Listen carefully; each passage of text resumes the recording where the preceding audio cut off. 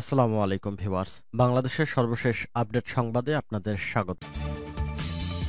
বিভিন্ন রাজনৈতিক দলের উত্তেজনাপূর্ণ কর্মকাণ্ডের প্রভাবে সারা দেশ উত্তাল।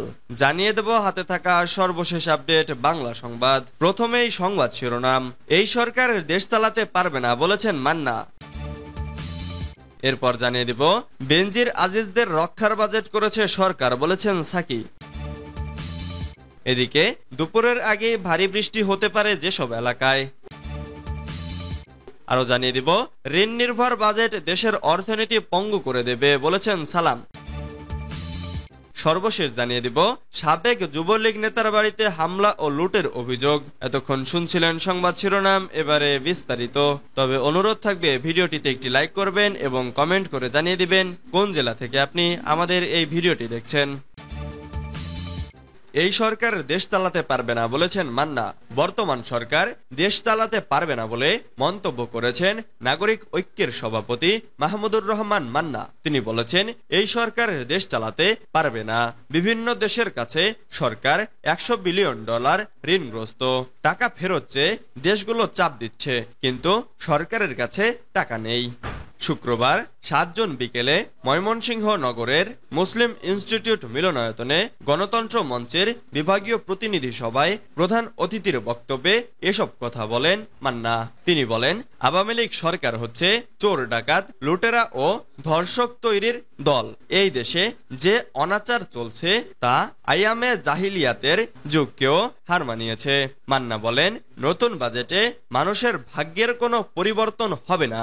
2.5 লাখ কোটি টাকা উন্নয়ন বাজেট রাখা হয়েছে, কিন্তু সরকারের হাতে কোনো টাকা নেই। প্রত্যেক বছর আগের বছরের বাজেটের সঙ্গে 15% বৃদ্ধি করা হয়, কিন্তু এবার মাত্র 5% বৃদ্ধি হয়েছে, কারণ সরকারের কাছে টাকা নেই। তিনি বলেন, তথাকথিত নির্বাচন আওয়ামী লীগকে শক্তিশালী করেনি, বরং আরো দুর্বল করেছে। আমরা যা বলেছি তাই সত্যি হয়েছে।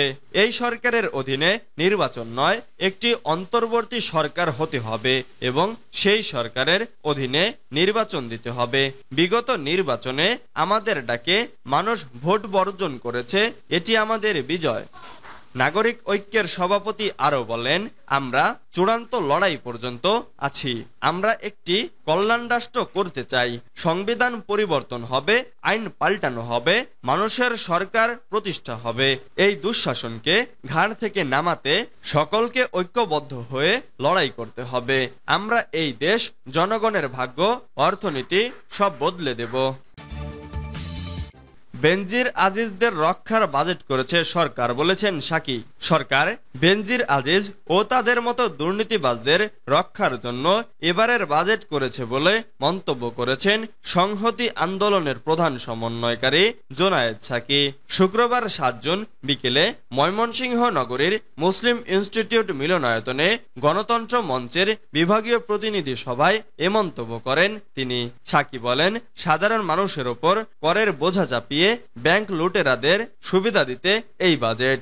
বেনজির আজিজদের রক্ষার জন্য যে এবারের বাজেট, সেটা পরিষ্কার করেছে সরকার। দুর্নীতি লুট করে টাকা আয় করলেও কেউ ধরতে পারবে না। তিনি বলেন, এই বাজেট দেশের সমস্ত লুণ্ঠনকারী, যারা এই দেশের সম্পদ লুটে নিয়ে পাচার করেছে, ব্যাংকগুলোকে খেয়ে ফেলেছে, তাদের জন্য। আজ দেশে 5.5 লাখ কোটি টাকা খেলাপি ঋণ।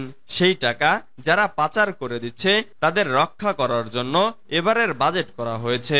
জোনায়েদ সাকি বলেন, এই সরকার 7 জানুয়ারির ডামি নির্বাচন করে 5 বছরের লাইসেন্স পেয়েছে, কিন্তু জনগণ তাদের সেই লাইসেন্স দেয় নাই। সরকার লুটের তাগিদে গ্যাসের দাম, বিদ্যুতের দাম, পানির দাম বাড়াচ্ছে। সরকারের ছায়াতলে হাতে গোনা আত্মীয় স্বজন, ভাই ব্রাদার দেশের জনগণের সমস্ত সম্পদ সিরিঞ্জের মতো চুষে নিয়ে বিদেশে পাচার করছে। এ সরকার তাদের পাহারা দিচ্ছে, তার দায় জনগণ বাজারে গিয়ে টের পাচ্ছে। দুপুরের আগেই ভারী বৃষ্টি হতে পারে যেসব এলাকায়। ক্রমে বিরূপ হয়ে উঠেছে আবহাওয়া।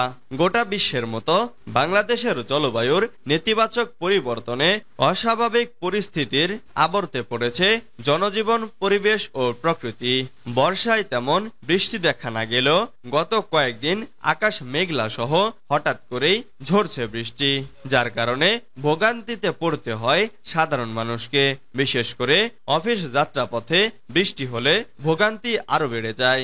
শুক্রবার 7 জুন রাতের আবহাওয়ায় বার্তায় পরবর্তী 72 ঘন্টা দেশের প্রায় 8 বিভাগেই মাঝারি থেকে ভারী বৃষ্টি হতে পারে বলে জানিয়েছে আবহাওয়া অধিদপ্তর। শনিবার 8 জুন সকালেই বৃষ্টি হতে পারে বলছে আবহাওয়া দপ্তর। পূর্বাভাস অনুযায়ী লঘুচাপের বর্ধিতাংশ পশ্চিমবঙ্গ থেকে উত্তর পশ্চিম বঙ্গোপসাগর পর্যন্ত বিস্তৃত রয়েছে। মৌসুমী বায়ু বাংলাদেশের ওপর মোটামুটি সক্রিয় এবং উত্তর বঙ্গোপসাগরের অন্যত্র মাঝামাঝি অবস্থায় রয়েছে। ঋণ নির্ভর বাজেট দেশের অর্থনীতি পঙ্গু করে দেবে বলেছেন সালাম। বিএনপি চেয়ারপারসনের উপদেষ্টা পরিষদের সদস্য ও ঢাকা মহানগর দক্ষিণ বিএনপির আহ্বায়ক আব্দুস সালাম বলেছেন, দীর্ঘদিন ধরে দখলদার ডামি সরকার ক্ষমতায় থাকায় দেশের অর্থ ব্যবস্থাকে খোকলা করে দিয়েছে। একটার পর একটি ঋণ নির্ভর মেগা বাজেট দেশের অর্থ ব্যবস্থাকে পঙ্গুত্বের দিকে নিয়ে যাচ্ছে।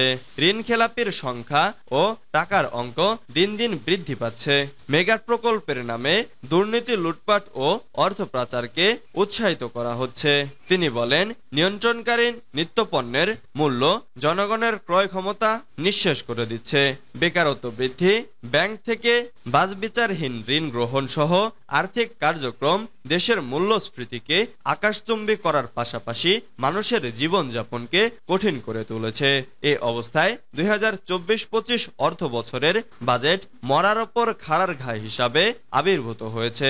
শুক্রবার 7 জুন বিকেলে পুরানা পল্টন কালভার্ট রোডে ক্যান্সার সৃষ্টিকারী 527টি ভারতীয় পণ্য নিষিদ্ধ করার দাবিতে গণ অধিকার পরিষদ এর বিক্ষোভ সমাবেশে প্রধান অতিথির বক্তব্যে এসব কথা বলেন।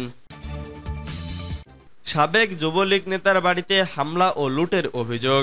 লক্ষ্মীপুরে চোর ও মাদকসেবীদের বিরুদ্ধে সামাজিক আন্দোলন গড়ে তোলায় হারুনুর রশিদ মোল্লা নামে এক যুবলীগ নেতার বাড়িতে হামলা ও লুটের অভিযোগ উঠেছে। গত বৃহস্পতিবার 6 জুন দিবাগত রাতে সদর উপজেলার উত্তর চর রহমানী গ্রামে এ ঘটনা ঘটে বলে জানা গেছে। হারুনুর রশিদ মোল্লা চর রহমানী মোহন ইউনিয়নের যুবলীগের সাবেক আহ্বায়ক। শুক্রবার 7 জুন দুপুরে হারুনের স্ত্রী লতিফা বেগম জানান, এলাকার গরু মহিষ চোর ও মাদকসেবী ও জোয়ারিদের বিরুদ্ধে সামাজিক আন্দোলন গড়ে তোলায় স্থানীয় অপরাধীদের একটি চক্র হারুনের ওপর ক্ষিপ্ত ছিল। তার জের ধরে রাতে একদল দুর্বৃত্ত দেশীয় অস্ত্র নিয়ে তার বাড়িতে হামলা চালায়। ঘরে হারুনকে না পেয়ে আসবাবপত্র ভাঙচুর করে হামলাকারীরা। এ সময় ঘরে থাকা নগদ টাকা ও স্বর্ণালংকার লুট করে নিয়ে যায় তারা। খবর পেয়ে রাতেই সদর মডেল থানার পুলিশের উপপরিদর্শক মোবারক হোসেন ও নুরুল ইসলাম ঘটনাস্থল পরিদর্শন করেন। বিষয়টি নিশ্চিত করে লক্ষ্মীপুর সদর মডেল থানার ভারপ্রাপ্ত কর্মকর্তা সাইফুদ্দিন আনোয়ার বলেন, হামলার খবর শুনে রাতেই পুলিশ পাঠানো হয়েছে ঘটনাস্থলে। ভুক্তভোগীর পক্ষ থেকে লিখিতভাবে জানানো হলে তদন্ত করে দোষীদের শনাক্ত করে আইনগত পদক্ষেপ নেওয়া হবে।